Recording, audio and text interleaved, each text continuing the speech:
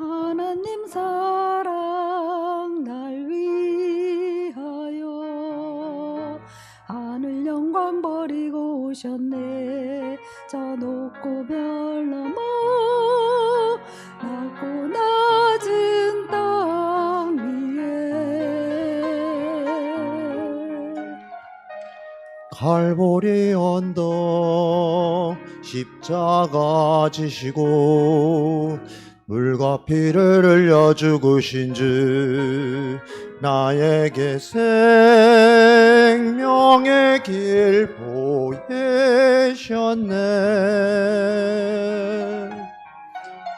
저 하늘 높이 올라가 날 사랑하는 주 만날 수 있을까.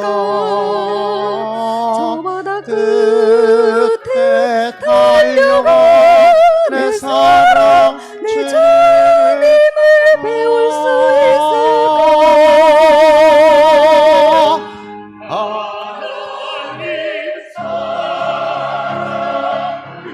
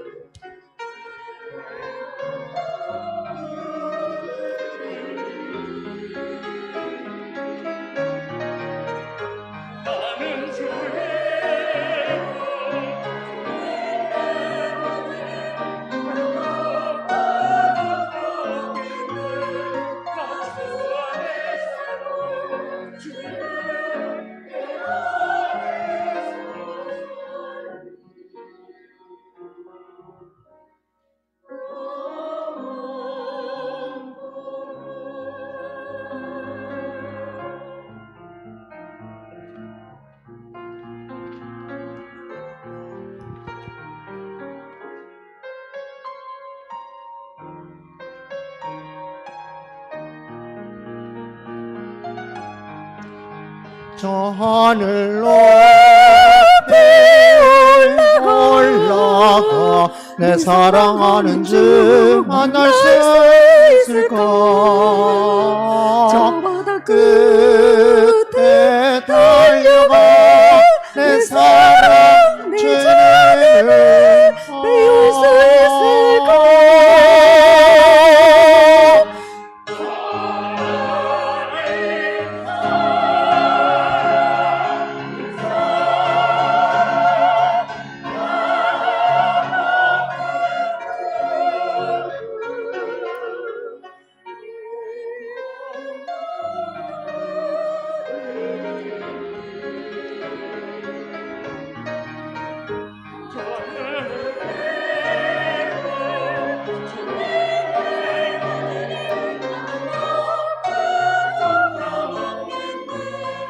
나 주는 살고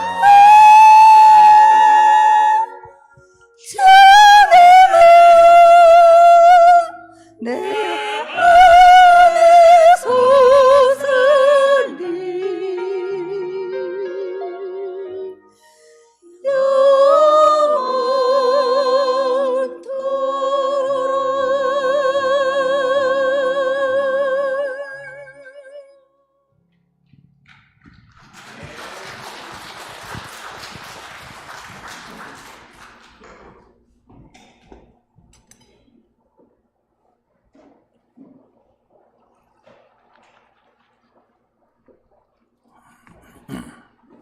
은혜로운 찬양 감사를 드립니다.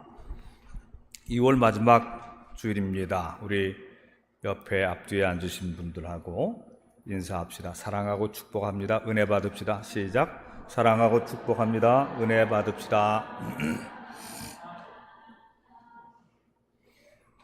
교회 안에도 아래층 또 유아방 여러 흩어져 있는 방들 거기서도 예배 함께 드리고 또 외국에서 또 멀리서 유튜브나 영상으로 예배드리는 성도들에게도 하나님의 은혜가 함께 하시기를 축복합니다. 아멘. 지난주에는 믿음의 조상 아브라함, 이삭, 야곱 이분들의 믿음을 우리가 살펴봤어요. 오늘은 이제 그분들의 아내들인 사라, 리브가, 레아와 라헬, 이분들의 위치와 또 그분들의 입장에서 우리가 좀 여성적인 측면에서의 말씀들, 신앙들을 한번 좀 살펴보려고 하는 것입니다. 먼저 아브라함의 아내 이름은 원래 사레였다가 하나님께서 사라라고 고치라 그렇게 말씀하셨어요. 사라의 뜻은 열국의 어미라 그런 뜻입니다. 사라를 통해서 많은 나라의 조상들이 이제 나올 것이다 그런 말씀이죠. 그는 남편이 하나님의 부르심을 받았을 때에 함께 고향 갈대아 우르를 떠나서 하란으로 이주했다가 거기서부터 가나안 땅으로 계속 옮겨 다니게 됐어요. 사라의 인생은 아브라함의 특별한 믿음, 그 신앙생활 때문에 참 불편하기도 하고 힘들기도 했을 텐데 언제나 남편의 믿음을 존중하고 잘 순종하는 여성이었어요. 사라는 남편을 주라고 칭했어요. My Lord 이렇게 극존칭을 썼다 그런 얘기죠. 그런데 사라는 늙어서도 자식이 없었어요. 오늘날도 자식이 없으면 부부 사이가 어려워질 수 있는데 그 옛날에는 더할 나위 없었겠지요. 아브라함은 자식이 없었으므로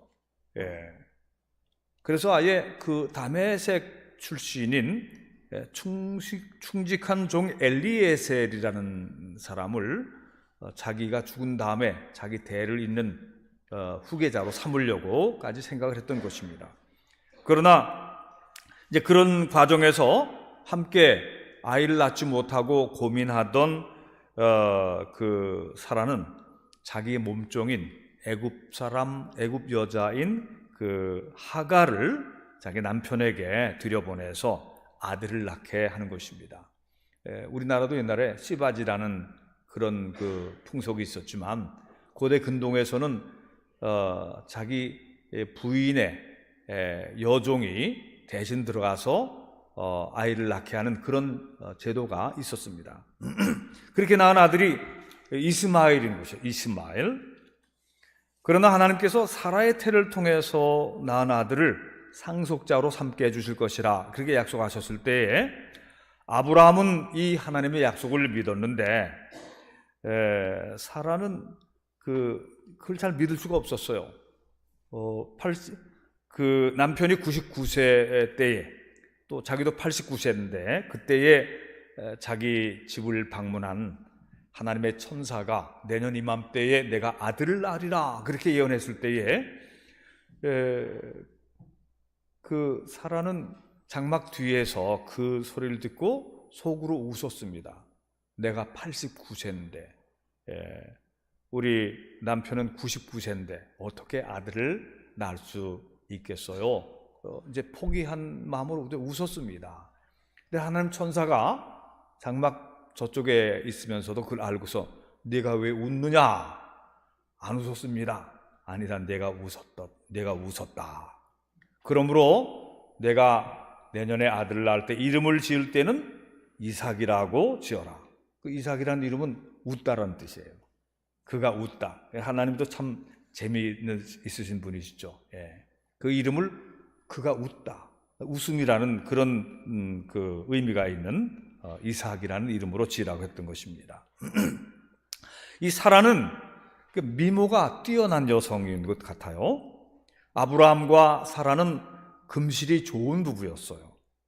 근데 이방인들이 사는 지역을 통과해 갈 때에 그때에 이제 둘이 이렇게 약속을 합니다. 이방 사람들이 우리 사이를 물어보면 오빠와 누이라고 하자.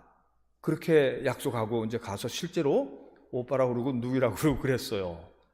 아니 부부가 왜 오빠하고 누이라고 그래야 되냐?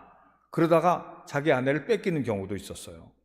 근데 이런 왜 이렇게 오빠와 누이라고 그랬을까? 실제로는 사촌 관계이기도 해요. 근데 이 고대 중동 지역의 일부 다처제의 풍속 속에서는 아내를 여러 부인들 중에 한 사람이라고 소개하는 것보다 아내를 누이라고 소개하는 것이 신분 상승을 의미했다고도 합니다. 자, 그러다가 아브라함이 애굽에 내려갔을 때에 자기 아내를 누이라고 했다가 애굽의 바로에게 잠시 자기 아내를 뺏겨요. 누이라고 그러니까 바로가 아내를 삼으려고 데려간 것이죠. 근데 나중에 또 가나안 땅으로 올라왔을 때는 아비멜렉이라고 하는 왕이 이 사라가 아브라함의 누이 동생인 줄 알고 사라를 또 데려가려고 했던 것입니다. 그런데 그때마다 그런 위기를 막아주신 분이 하나님이셔요. 저들의 꿈속에 나타나 주셔서 이 여인은 아브라함의 아내이니 그를 범하지 말라. 그래서 두려운 마음으로 그 사라를 도로 돌려보내고 내가 큰 실수할 뻔했다. 그리고 예물까지 돌려보내고 이제 그러는 내용이 성경에 보면 나오는 것입니다. 근데 후일에 사라가 127세로 먼저 세상을 떠요. 이제 아브라함은 175세까지 살았더라 그렇게 되어 있습니다. 근데 아브라함은 자기 아내의 죽음을 깊이 슬퍼하면서 사라를 장사 지낼 묘지를 찾는데 햇사람 에브론의 소유인 막벨라 동굴과 그 부근의 상수리 나무 주변에 밭을 사서 사라를 그곳에 장사를 지냅니다. 그리고 이곳이 이제 아브라함 가문의 선산처럼 되는 거예요. 사라는 믿음의 조상 아브라함의 아내로서 믿음과 인내심과 헌신의 삶을 살았던 그런 어머니로 이제 기록이 되어 있습니다. 자, 그러면 이제 이삭의 아내 리브가는 어떤 여성이었나? 리브가도 외모도 아름다웠다고 그래요. 그런데 무엇보다도 이 리브가의 특징은 남을 따뜻이 배려하는 그런 마음을 가진 여성이었고, 중요한 일을 앞에 두고서는 머뭇거리지 않는 결단력 있는 그런 여성으로 또 보여지고 있습니다. 아브라함의 노종이 바단 아람에 도착해서 리브가의 그 부모를 만나서 인사하고 자초지종을 말하니 그 부모는 리브가가 이삭과 결혼하는 것을 허락할 수밖에 없었지요. 믿음의 조상 아브라함의 집안의 며느리로 가는 것에 대해서 자랑스러워하면서 반대할 이유가 전혀 없었던 것입니다. 그러나 한 번 가면 다시 볼 수 없었으므로 먼 곳으로 딸을 시집 보내는데 여러 날 잔치를 베풀면서 석별의 정을 나누기를 원하는 거예요. 그러나 아브라함의 노종은 우리 주인께서 지금도 연세가 많으셔서 언제 돌아가실지 모르는데 제가 빨리 가야 됩니다. 내일 떠나게 해 주십시오. 그러면 우리 딸에게 물어보겠소. 근데 리브가가 그 이야기를 듣고서 어머니 아버지 제가 내일 곧 가겠습니다. 그래서 즉시 그 다음날 출발하게 되는 거예요. 이렇게 리브가는 친절하고 결단성도 있고 하나님의 언약과 축복에 대한 또 관심이 많은 그런 여성이었어요. 리브가가 이제 아브라함의 노종을 따라서 나귀를 타고 이 브엘세바 지역에 도착했을 때에 들판에서 멀리서 묵상하며 걷고 있던 이삭을 보고서 이제 얼굴 가리개를 가렸더라 그랬어요. 둘은 축복된 결혼식을 올리고 부부가 되었습니다. 몇 해 전에 어머니 사라를 이별한 이삭은 아내를 얻은 후에 위로를 얻었더라. 그리고 아브라함도 좋은 며느리를 얻게 해주신 하나님께 감사를 드렸겠지요. 이제 그 후에 이제 아브라함이 새 아내를 얻어서 다른 아들들을 낳게 된다는 내용이 나와요. 그런데 사라가 낳은 아들 이삭이를 특별한 언약의 아들로 삼아서 모든 유산을 그에게 다 물려주고 혹시라도 이복 형제들 사이에 분쟁이라도 생길까봐 다른 아들들에게도 자기가 죽기 전에 일부의 재산을 나눠주면서 멀리 떠나도록 이삭과 근처에 살지 말고 멀리 떠나도록 그렇게 배려를 하는 것입니다. 그래서 이제 아브라함에게는 이삭 이외에도 아까 하갈의 아들 이스마엘이 있고 그리고 그두라라고 하는 후처에게서 난 다른 6명의 아들들도 있었어요. 근데 이 아들들을 멀리 내보내는 것입니다.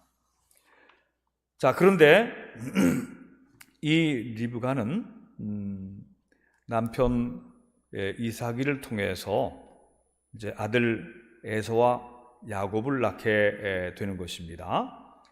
그러니까 리브가가 이삭을 통해서 낳은 아들은 쌍둥이 아들인데 일란성 쌍둥이가 아니고 이난성 쌍둥이에요. 너무 아들들인데 너무 다른 것입니다. 그래서 같은 날 같은 시에 태어났지만 에서는 털이 많고 피부가 붉어서 이름을 에서라 지었다. 푹다는 뜻이에요. 에서의 후손은 에돔이라는. 야곱은 태어날 때부터 에서의 발뒤꿈치를 잡고 나왔다고 해서 내가 먼저 나갈 텐데 이러다가 동생이 돼버리고 말았잖아요. 나중에 형이 못된 게 그렇게, 그래서 형의 위치를 또 막 빼앗잖아요. 야곱은 발목을 잡다라는 그런 뜻이 있어요.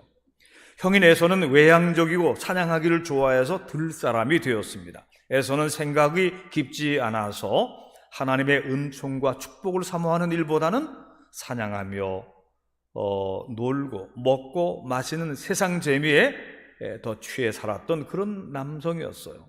반면에 야곱은 주로 집안에 있는 시간도 많았는데 어머니로부터 요리하는 것도 배우고 어머니가 들려주시는 자기 집안 어른들이 어떻게 하나님의 부르심을 받았는지 신앙의 역사를 듣기를 좋아했고, 그러니까 묵상하고 기도하는 이런 것을 가지고 있는 사람이었어요.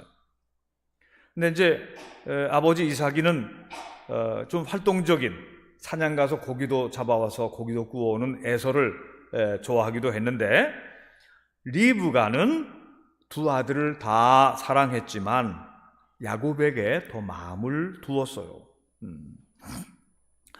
아브라함으로부터 내려오는 믿음의 언약과 하나님의 축복을 받아서 세상에 전하는 그 사명과 믿음의 명문 가문의 영적인 대를 잇기 위해서는 에서보다는 야곱이 장자로서 합당하다고 생각하는 것이 리브가였습니다.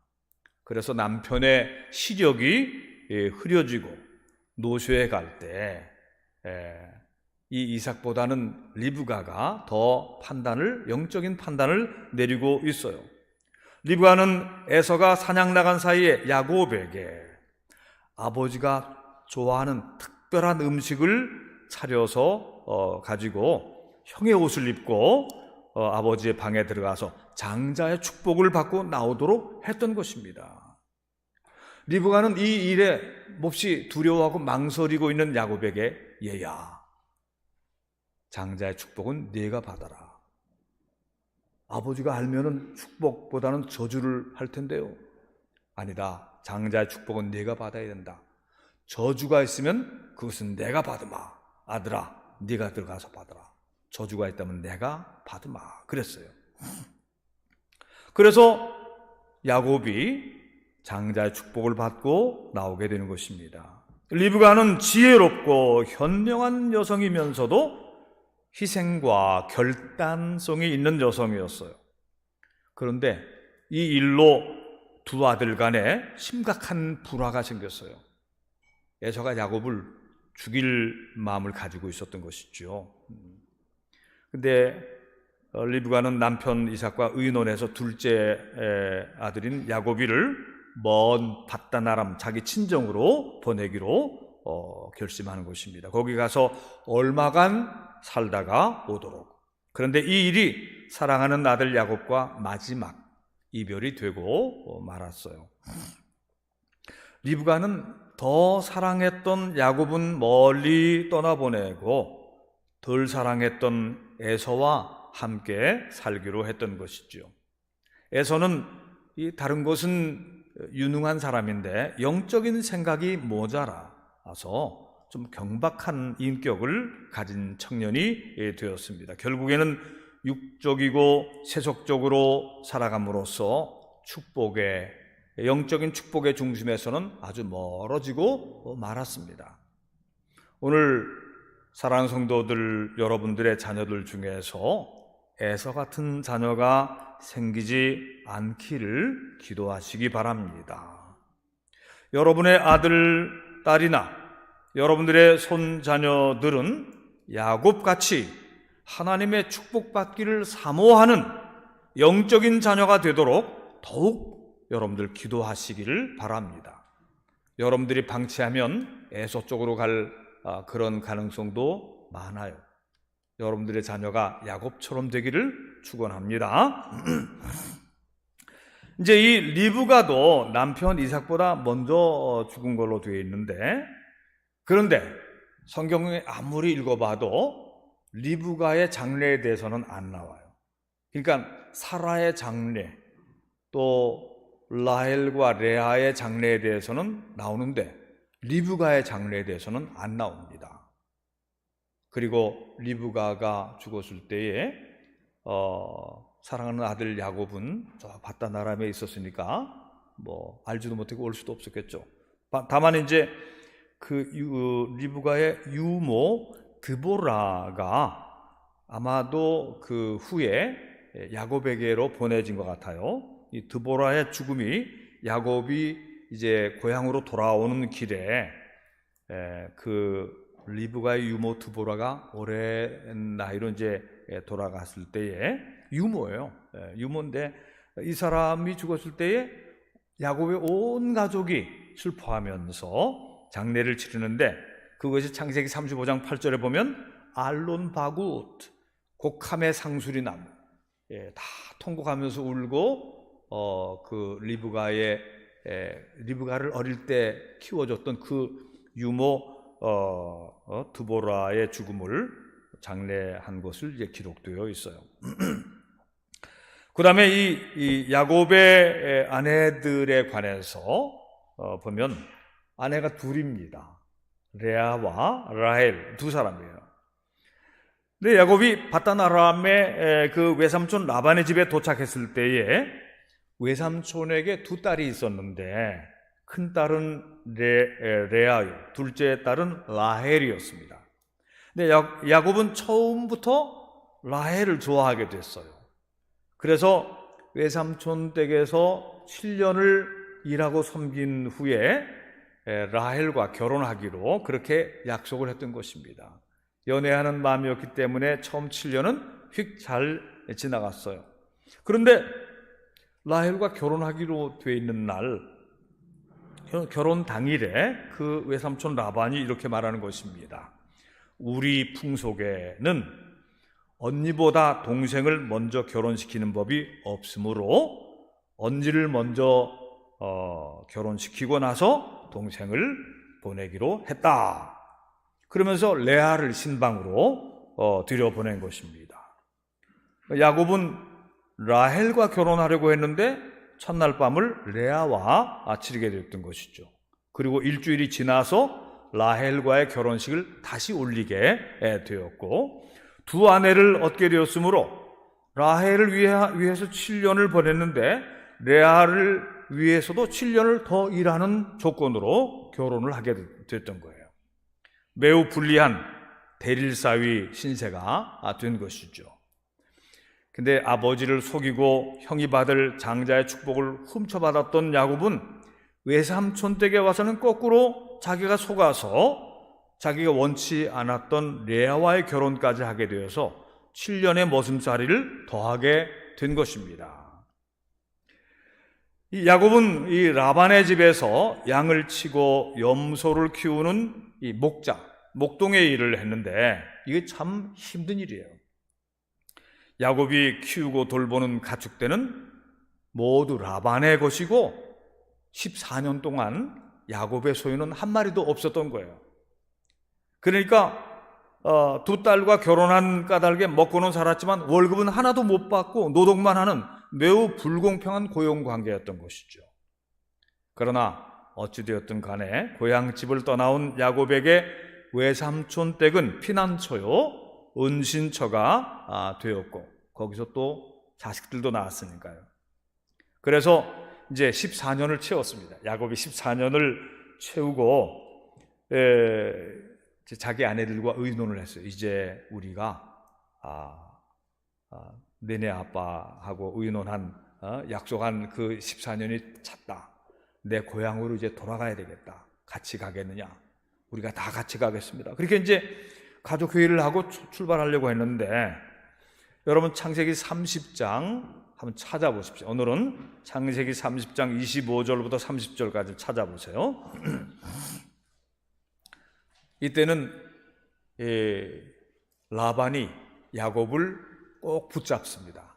얘야, 그동안 네가 우리 집에 있어서 우리가 참 좋았다. 네가 들어왔기 때문에 하나님이 너 때문에 내게 복 주신 줄로 내가 안다. 너 떠나지 말고 앞으로도 나와 함께 일하자. 내가 내 몫을 쳐주마. 자, 창세기 30장 25절을 제가 읽겠습니다. 26절은 여러분이 읽으시기 바랍니다. 라헬이 요셉을 낳았을 때에 야곱이 라반에게 이르되 나를 보내어 내 고향 나의 땅으로 가게 하시되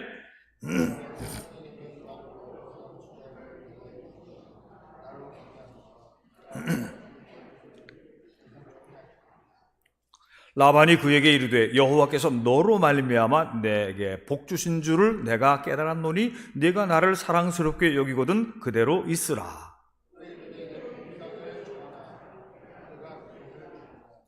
야곱이 그에게 이르되 내가 어떻게 외삼촌을 섬겼는지 어떻게 외삼촌의 가축을 쳤는지 외삼촌이 아시나이다. 내가 오기 전에는 외삼촌의 소유가 적더니 번성하여 때를 이루었으니 내 발이 이르는 곳마다 여호와께서 외삼촌에게 복을 주셨나이다. 그러나 나는 언제나 내 집을 세우리이까. 이 성경에 아브라함을 통해서 하나님의 복이 이방인들에게 전파되었어요. 이삭을 통해서 평화로운 온유한 이삭을 통해서 하나님의 복이 또 이방 세계에 전달되었어요.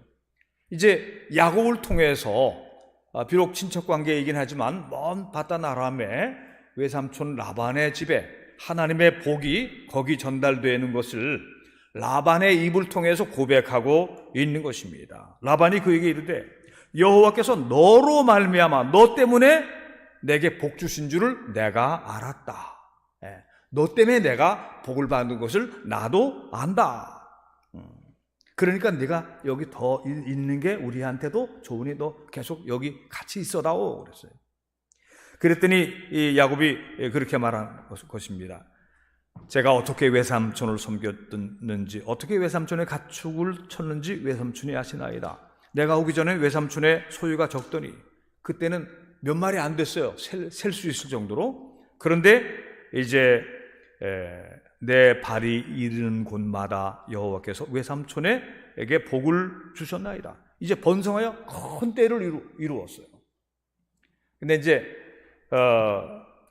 그때까지는 하나도 야곱의 소유는 없었는데 그러고 난 후에 하나님께서 야곱의 소유도 크게 번성하게 해서 야곱의 가축대가 라반의 가축대만큼 크게 불어나게 해주시는 것을 볼 수가 있습니다. 한번 따라해 보십시다. 남을 부하게 하는 자는 자기도 부하게 된다. 아멘. 왜 남의 좋은 일 하냐 뭐 이런 말 하는 사람 있잖아요. 남의 좋은 일은 하나도 안 하려고 그러는 사람이 있어요. 남의 좋은 일 시켜줬잖아요, 야곱이. 그죠? 남에게 복을 주는 것은 바로 남의 좋은 일을 하게 해주는 것입니다. 남 잘되게 해주는 것입니다. 남이 잘되게 해주는 거예요. 먼저 그렇게 하고서 자기가 하나님의 복을 풍성히 받게 되는 것입니다. 남을 나쁘게 하면 자기가 잘될 기회도 없어지게 되는 것입니다. 자, 그런데 이 야곱의 두 아내 레아와 라헬과의 관계는 어떤 관계일까? 조금 더 우리가 한번 살펴보십시다. 이 라헬과 레아는 자매였는데 둘이 다 야곱의 아내가 되어서 서로 남편의 사랑을 더 많이 차지하려고 하는 경쟁 관계가 되고 말았어요.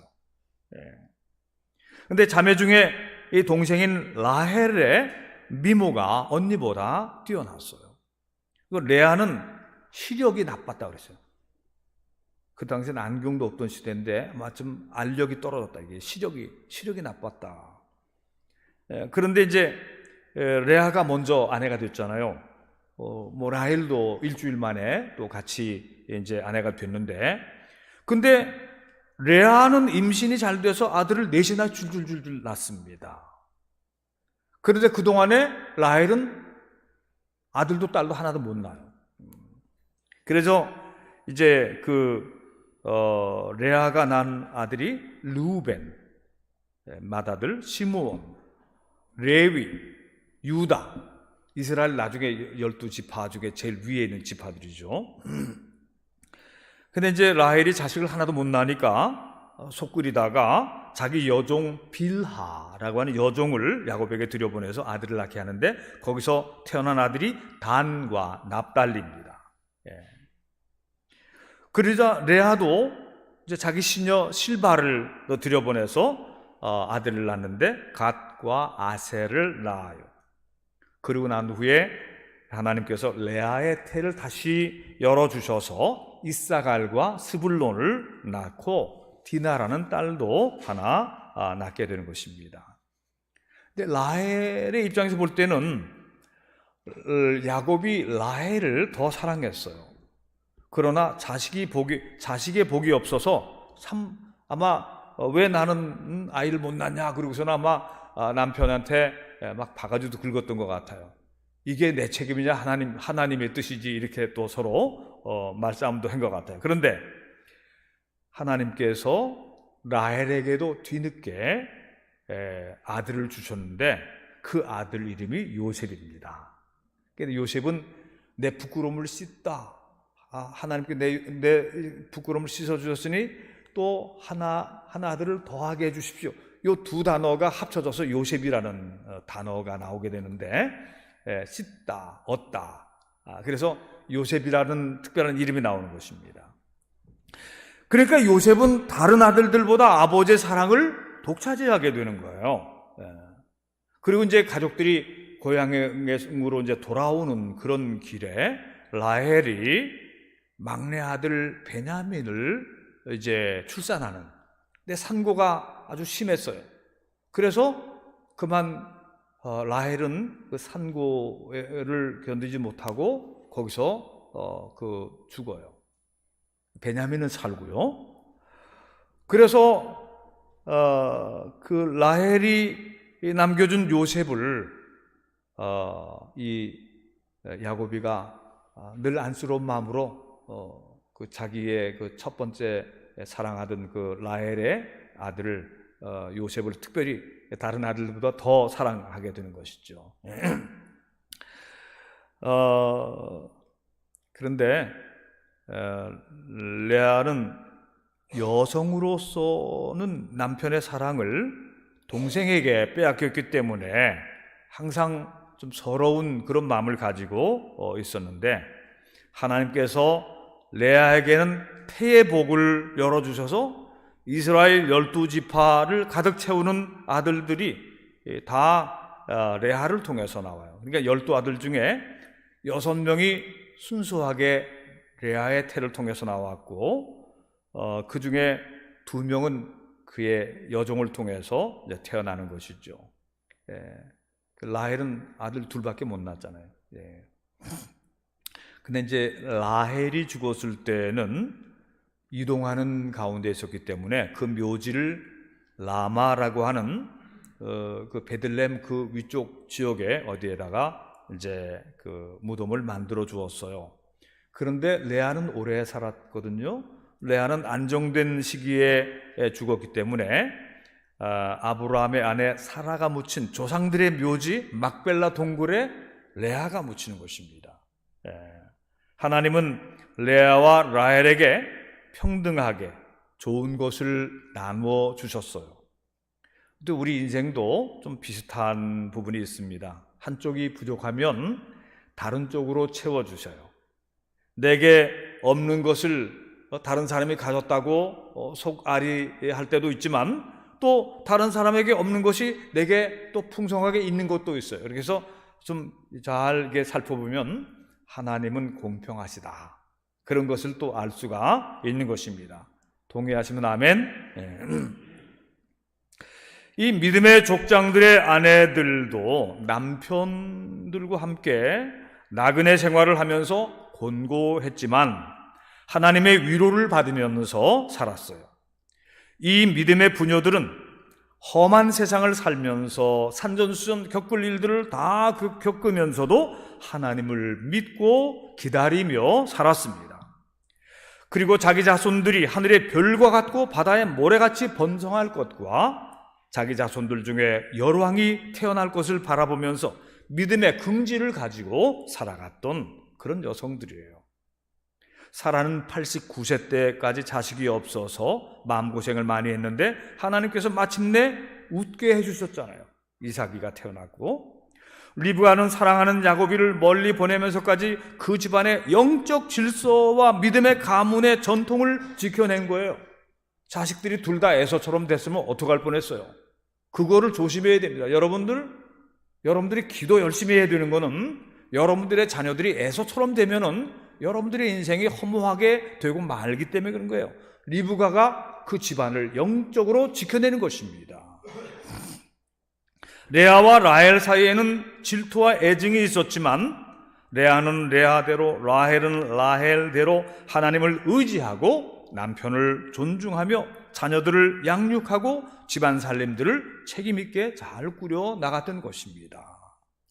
오늘날 우리 믿음의 여성들은 한 남편의 아내로서, 또 자녀들의 어머니로서, 또한 손자녀들의 할머니로서 믿음을 지키고 신앙의 가문을 이루어가는 중요한 사명을 이어받은 것입니다. 먹고 마시고 또 즐기고 애들 학원 보내고 뭐 이런저런 여행 가고 그게 다가 아닌 거예요. 이 믿음의 여성들은 그게 다가 아닌 것입니다.